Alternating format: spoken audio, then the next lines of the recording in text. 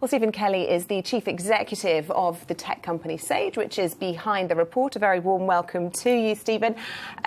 Let's start with the positives then, because, let's fly the flag for the country's entrepreneurs. They're doing very well. They appear to be resilient given the kind of politics and the economic backdrop that the country's facing at the moment.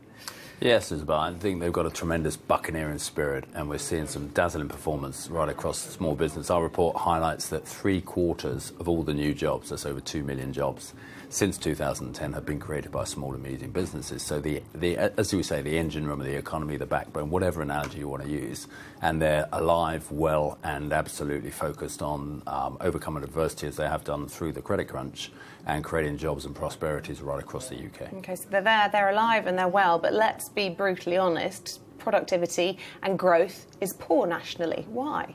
Yeah, the report today is almost a tale of two cities. Job creation, fantastic, but a massive productivity issue, and they're driving in some cases with a handbrake on.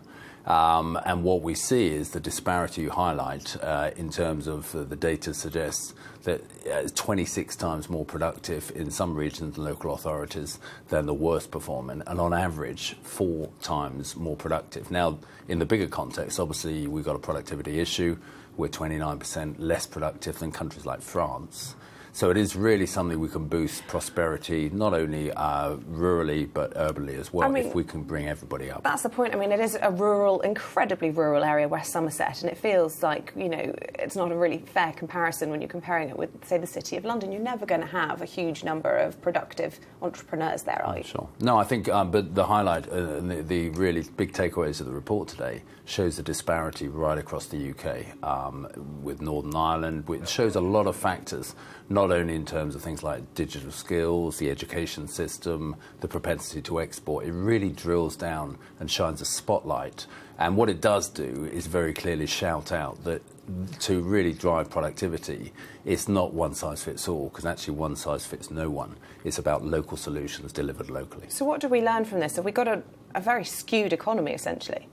Yeah, and I think it's very clear that we have a skewed economy. The data for the first time today actually allows you to look at, from a point of view of policy for central government, for local authorities, for MPs to really join up and support through the Chambers of Commerce, the LEPs, the accountants, the university and academic system.